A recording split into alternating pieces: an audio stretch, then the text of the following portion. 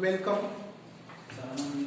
Vibrant academy science कराडमध्ये पुन्हा आपल्या सर्वांचं सहर्ष स्वागत आहे. कालच्या लेक्चरला आपण राऊल्स लॉला सुरुवात केली होती. हा राऊल्स लॉ काय होता तर त्याचं स्टेटमेंट आपण बघितलं होतं आणि मॅथमॅटिकल इक्वेशन. हा राऊल्स लॉ काय सांगतो तर partial vapour pressure of any volatile component of a solution is equal to vapour pressure of pure component multiplied by its mole fraction. आपण बघितलं होतं पार्शियल वेपर प्रेशर म्हणजे काय. ज्या वेळेला सोल्युशन मध्ये तो पर्टिक्युलर कंपोनंट आहे मग त्या पर्टिक्युलर कंपोनंटचं त्या सोल्युशन मध्ये जे त्यानं प्रेशर एक्झर्ट केलं ते म्हणजे त्याचं पार्शियल वेपर प्रेशर असेल. आणि तोच कंपोनंट जेवढा फॉर्म मध्ये आपण जेवढ्या अमाऊंट मध्ये सोल्युशन मध्ये घेतलाय तेवढ्याच अमाऊंट मध्ये आपण दुसऱ्या एम्प्टी कंटेनर मध्ये आपण तो कंपोनंट घेतल्यानंतर त्यानं जे त्याचं वेपर प्रेशर तयार केलं असेल ते म्हणजे त्याचं प्युअर फॉर्म मधलं वेपर प्रेशर असेल. मग हा राऊल्स लॉ मॅथमॅटिकली आपण कसा रिप्रेझेंट करतोय तर बघा consider one of the binary solution. काय कन्सिडर केलं होतं binary solution containing two volatile component A1 and A2. मग A1 हा volatile component आहे त्याचं पार्शियल वेपर प्रेशर किती मिळतं P1 is equal to x1 into P10. A2 हा दुसरा volatile component होता त्याचं पार्शियल वेपर प्रेशर किती मिळतं P2 is equal to x2 into P20. मग आता ह्याच्यामध्ये जर आपण बघितलं तर हे P1 and P2 हे काय मिळणार आपल्याला these are the partial vapor pressures of component A1 and A2. कोणते कंपोनंट आपण सांगितले तर A1 आणि A2 हे दोन कंपोनंट व्होलेटाइल कंपोनंट सोल्युशन मध्ये आहेत. A1 चं पार्शियल प्रेशर असेल P1 आणि A2 चं पार्शियल प्रेशर असेल P2. Similarly P10 and P20 these are the vapour pressure of pure component. ज्या वेळेला हे जे प्युअर कंपोनंट आहे कोणते A1 अँड A2 रिस्पेक्टिव्हली म्हणजे A1 चा प्युअर फॉर्म मधलं वेपर प्रेशर जे मिळणार आहे ते P10 असेल. A2 कंपोनंटचं प्युअर फॉर्म मधलं वेपर प्रेशर जे असेल ते P20 असेल. Now P10 and P20 these are the vapor pressure of pure component A1 and A2.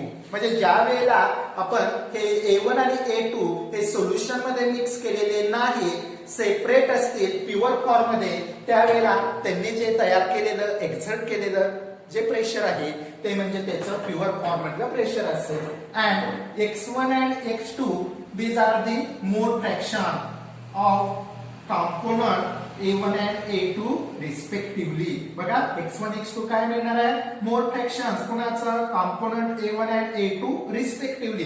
म्हणजे A1 कंपोनंटचं मोल फ्रॅक्शन असेल x1 आणि A2 चं असेल x2. ह्याच्या आधी आपण बघितलं होतं मोल फ्रॅक्शन म्हणजे आपल्याला काय मिळतं तर mole fraction this is one of the method to express the concentration of solution.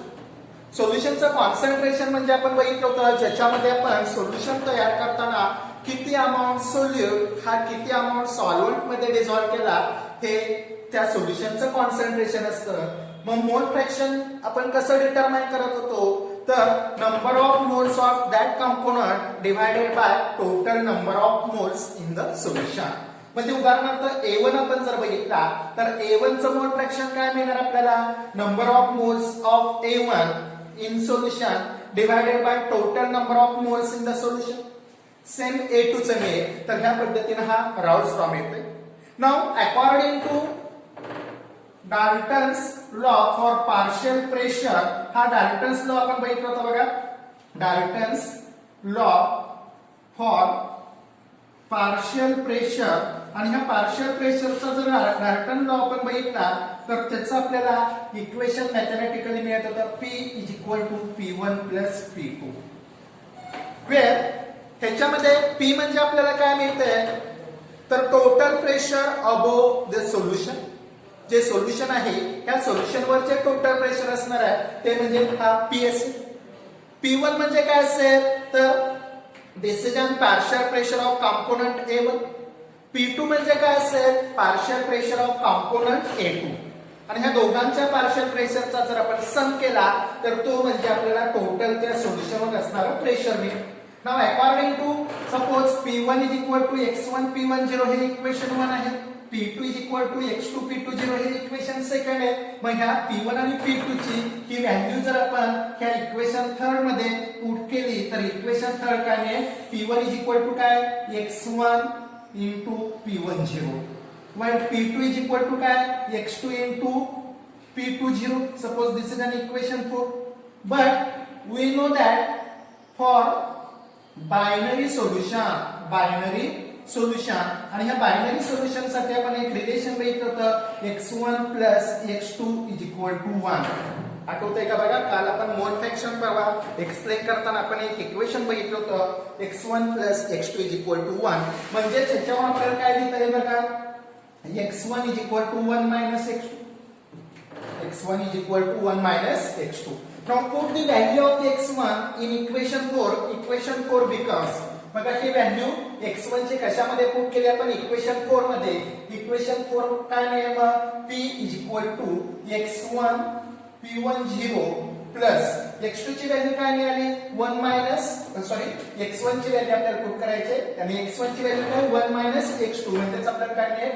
P10 into bracket 1 minus x2 plus x2 P20 ह्या पद्धतीने हे इक्वेशन 4 तयार झालं. आता हे इक्वेशन 4 जे तयार झालं ते पुन्हा आपण बघा ह्या P1 ला मल्टिप्लाय केलं तर काय मिळेल? P10 minus P10 into x2 plus x2 into P20.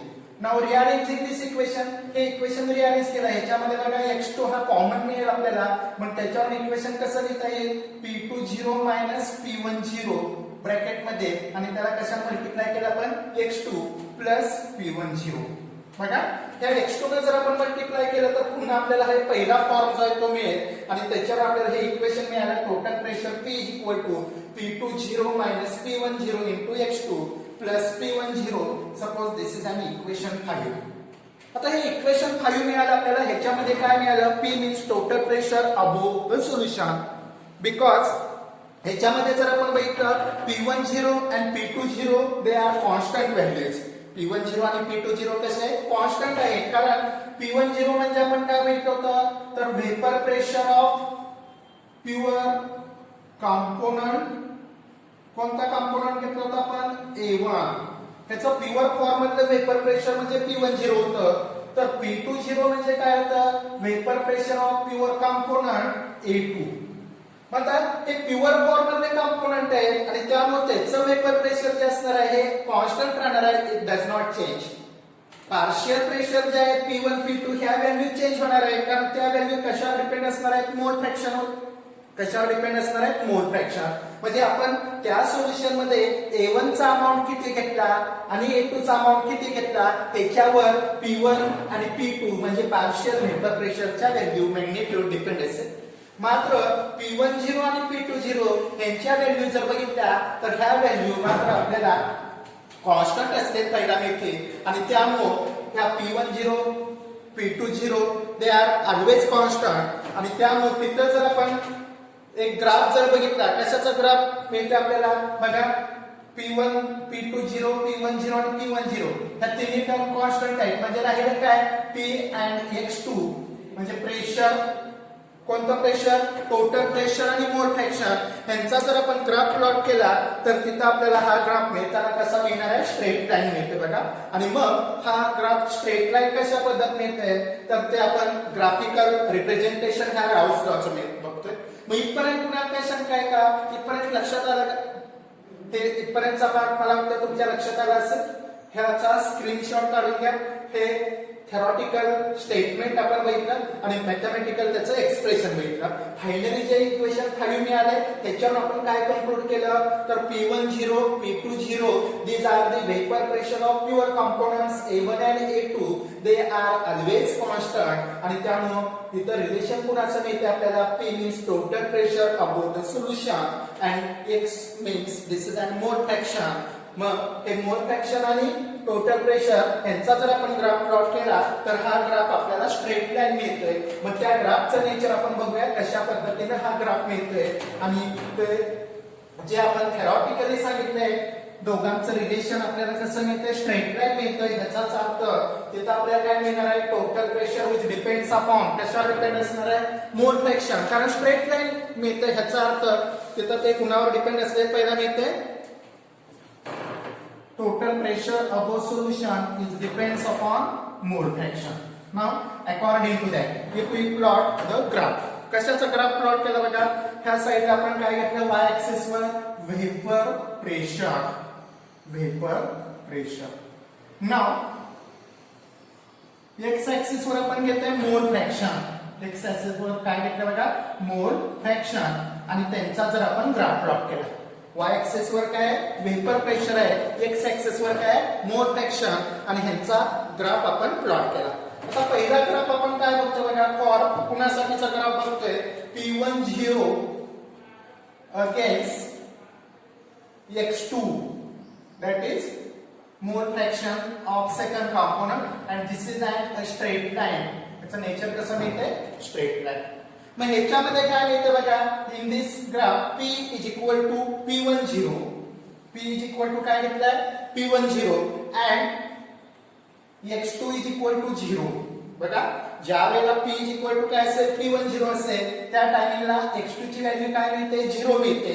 Similarly P is equal to P20 असेल, P is equal to P20 असेल, at that time x2 is equal to काय असणार आहे, 1 असणार.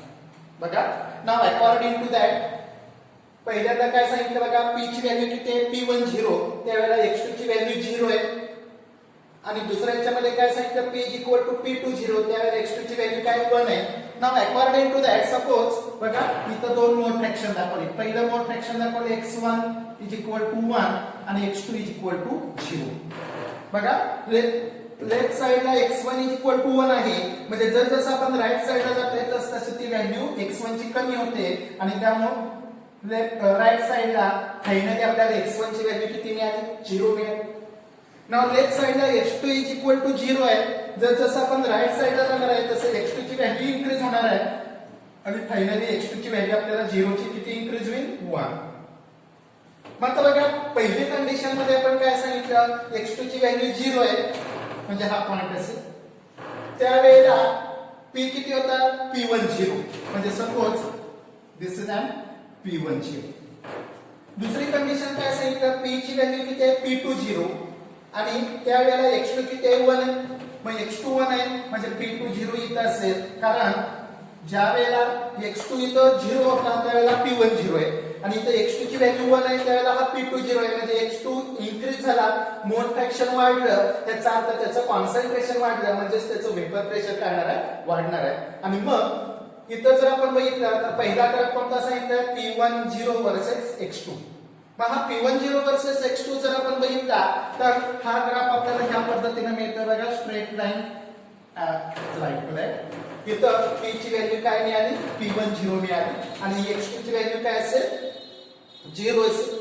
नाव सिमिलरली दुसरा ग्राफ आपल्याला त्याच पद्धतीने मिळतोय, P is equal to P20 आणि x2 is equal to 1. मग x2 is equal to 1 आहे, P ची व्हॅल्यू किती आहे, 0 आहे आणि P that is P20 हा जर आपण कनेक्ट केला तर ह्या पद्धतीने क्रॉस पद्धतीचा हा ग्राफ मिळतो आपल्याला. पहिला ग्राफ जो मिळालाय this is indicated as P1 for partial pressure of component A1. दुसरा ग्राफ जो आहे त्याला इंडिकेट केला P2 that is partial pressure of component A2. आणि जर हा P10 आणि P20 हे जर आपण कनेक्ट केले तर ही एक स्ट्रेट लाईन मिळते आणि हा जो ग्राफ मिळतोय हा ग्राफ कशाचा असेल तर total pressure P total is equal to P1 plus P2 जे डाल्टन्स लॉ नुसार मगाशी आपण इक्वेशन बघितलं होतं, total pressure above the solution is the sum of partial pressure of their components. याच्यामध्ये दोनच कंपोनंट होते कारण हे सोल्युशन होतं बायनरी सोल्युशन. दोन कंपोनंट कोणते घेतले होते आपण, A1 आणि A2, दोन्ही व्होलेटाइल कंपोनंट होते आणि मग A1 चं पार्शियल प्रेशर असेल P1, A2 चं पार्शियल प्रेशर असेल P2, दोघांचा सम केला तर तिथं आपल्याला मिळेल P2. तर हे कधी मिळतं तर बघा हा मिळाला पहिला ग्राफ P1 फर्स्ट, हा मिळतोय सेकंड आणि हा मिळतोय थर्ड. आता हे ग्राफचं नेचर कधी मिळणार आहे तर ज्या वेळेला ते सोल्युशन कसं असेल, आयडियल सोल्युशन असेल. ज्या वेळेला ते सोल्युशन कसं बिहेव्ह करणार आहे, आयडियली ऍट दॅट टाइम आपल्याला ह्या टाइपचा त्याचं नेचर मिळते. मग फर्स्ट ग्राफ या पद्धतीचा मिळाला P1 versus X2, this is a straight line. त्याच्यासाठी बघा पहिली कंडिशन काय सांगितली, P is equal to P10, P is equal to P10 at that time X2 is equal to 0. ज्या वेळेला P ची व्हॅल्यू P10 आहे त्यावेळेला X2 किती आहे, 0 आहे. दुसऱ्या याच्यामध्ये काय सांगितलं, P ची व्हॅल्यू किती आहे, P2 0 आहे, त्यावेळेला X2 इज इक्वल टू किती आहे, 1 आहे. ही पहिली कंडिशन. आणि हा ग्राफ कसा मिळाला, स्ट्रेट लाईन मिळाला. दुसऱ्या कंडिशन मध्ये काय मिळते बघा, P1 वर्सेस X1 जर आपण बघितला तर हा ग्राफ काय मिळतो, P1 versus X1 which is also straight line. हा सुद्धा ग्राफ कसा मिळतो आपल्याला, स्ट्रेट लाईन मिळते. मग ह्याच्यासाठीच्या कंडिशन्स काय बघा, P1 is equal to 0, P1 ची व्हॅल्यू काय सांगितली 0 आणि X1 इज इक्वल टू 1.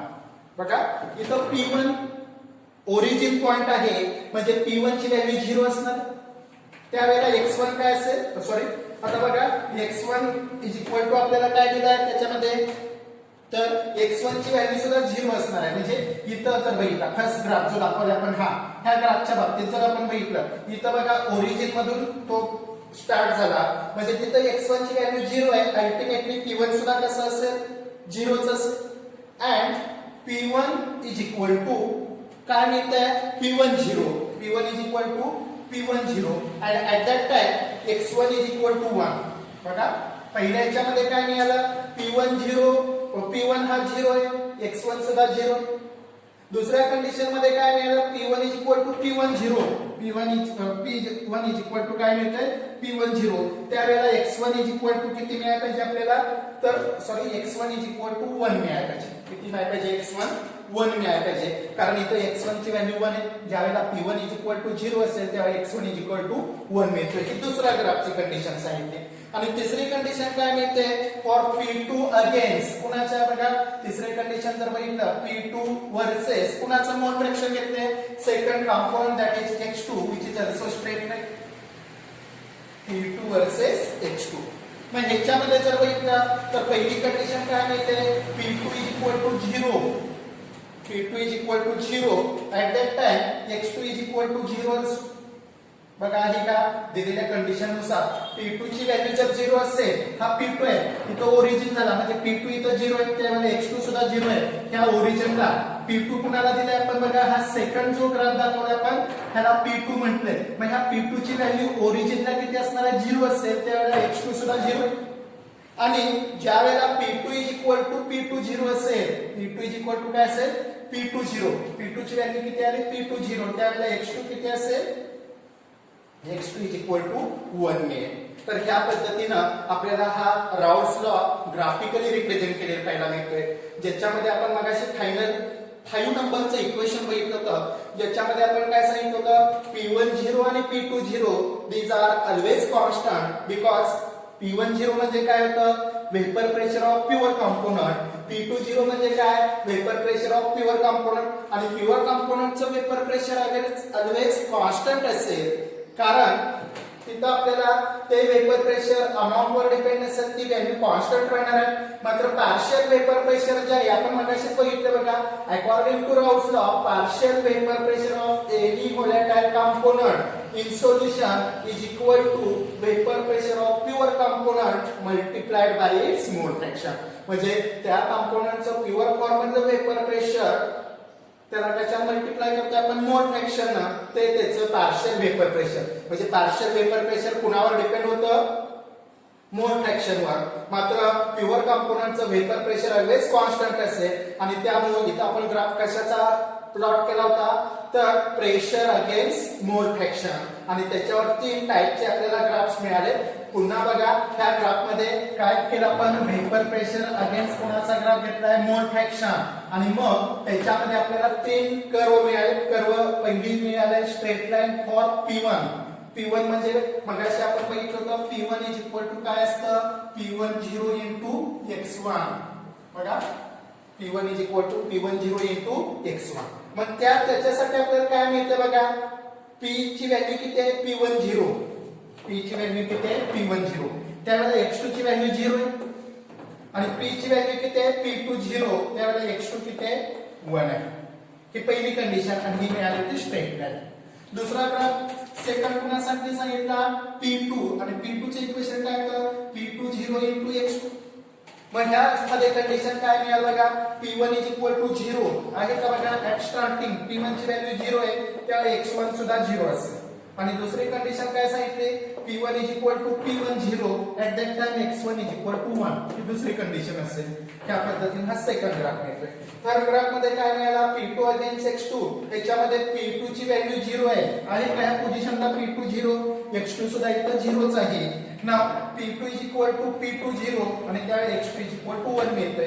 तर ह्या पद्धतीनं हा राऊस लॉ ग्राफिकली आपण डिटरमाइन करतोय ओ बेस करतोय.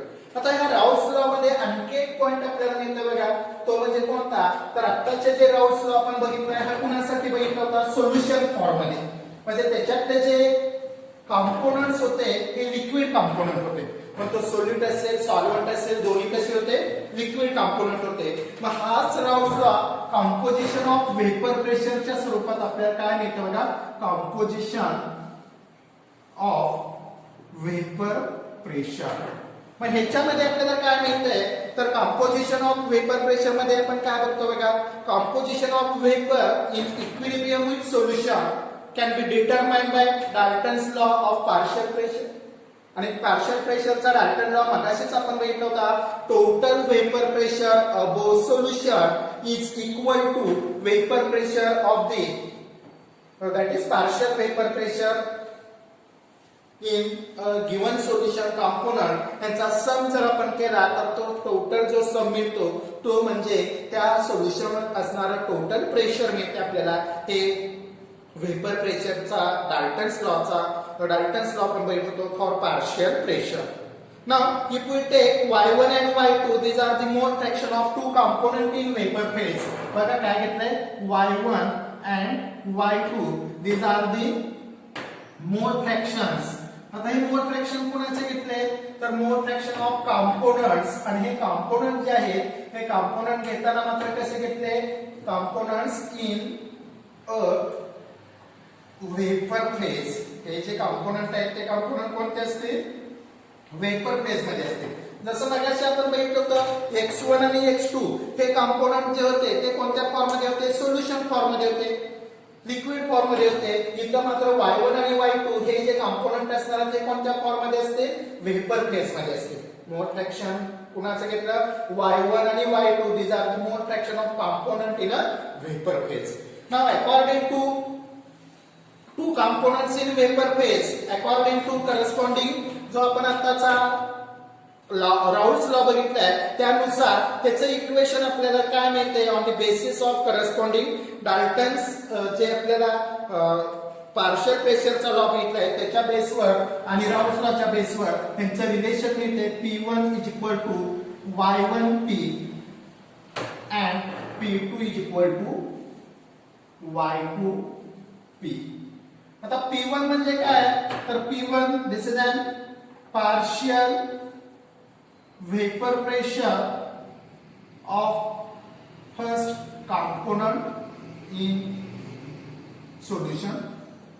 Now y1 आताच आपण बघितलं त्याचं मोल फ्रॅक्शन असेल in vapor phase. What is this P? P is nothing but the total vapor pressure above solution is nothing but the P. Similarly P2 म्हणजे काय असेल मग this is an partial vapor pressure of second component partial vapor pressure of second component आणि P तर सुद्धा काय असेल total vapor pressure above solution. y2 मागाशी आपण बघितले this is an mole fraction of component in vapor phase. तर ह्या पद्धतीने आपल्याला हा राऊल्स law composition of vapor phase मध्ये मिळते.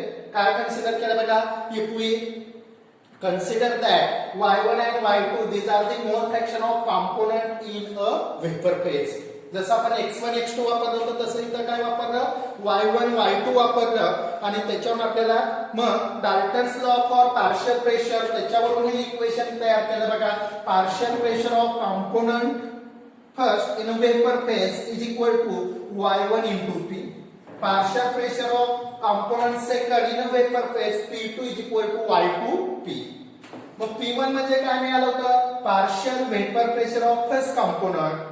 P2 म्हणजे काय असेल partial vapour pressure of second component आणि Y1 Y2 these are the mole fraction of component in vapor phase. P is nothing but the total vapor pressure above a solution. तर ह्या पद्धतीने आपल्याला हा राऊस लॉ मिळतोय.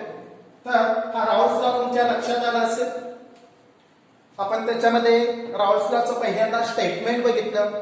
तो राऊस लॉ मॅथमॅटिकली कसा लिहायचा तो बघितला आणि पुन्हा तो आणखी मॅथमॅटिकली त्याच्यामध्ये Dalton's law for partial pressure ह्याच्या बेसवर आपण तो डिराईव्ह करत गेलो आणि मग पुन्हा आपण ते जे इक्वेशन मिळालं तेच इक्वेशन पुन्हा आपण ग्राफिकली तिथं प्रूव्ह केलं. ग्राफच्या सहाय्याने आपण ते राऊस लॉ कशा पद्धतीने व्हेरीफाय होतोय ते राऊस लॉचं ग्राफिकल रिप्रेझेंटेशन बघितलं आणि शेवटचा पॉइंट ह्या राऊस लॉ मध्ये आपण एक्सप्लेन केला तो म्हणजे कोणता तर composition of vapour pressure that is त्याच्यातले जे सोल्युशन मध्ये कॉम्पोनंट जे असतील ते व्हेपर फेज मध्ये असतील आणि त्याचं कॉम्पोजिशन कशा पद्धत मिळते तर हा टोटल राऊस लॉ आपण बघितला.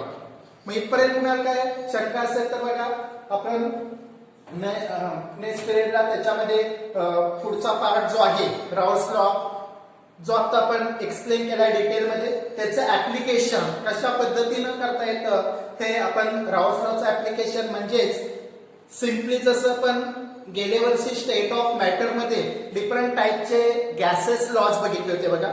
त्याच्यापैकी Boyle's law Charles law Avogadro's law हे जे लॉ होते जो गॅस हा लॉज ओबेस करतो त्याला आपण काय म्हटलं होतं आयडियल गॅस म्हटलं होतं. त्या पद्धतीनं जो सोल्युशन आहे जे सोल्युशन्स हे राऊस लॉ ओबेस करणार आहेत त्या सोल्युशनला काय म्हटलं तर आयडियल सोल्युशन. मग हे आयडियल सोल्युशन काय असतं त्याच्या प्रॉपर्टीज काय आहेत आणि what is this difference between ideal non ideal solution आणि मग त्यांच्यामध्ये काय फरक मिळतोय त्याच्या कॅरेक्टरिस्टिक प्रॉपर्टीज काय आहे हे आपण नेक्स्ट पिरियडला बघतोय. नाव इथं आपण हा राऊस लॉ कम्प्लीट केलाय त्याचे ऍप्लिकेशन आता सांगितल्या पद्धतीनं ideal solution non ideal solution हे आपण नेक्स्ट पिरियडला बघतोय. नाव स्टॉप हिअर. हा जर पॉइंट तुमच्या लक्षात आला असेल राऊस लॉ तर आपल्या चॅनलला सबस्क्राईब करा शेअर करा. थँक्यू.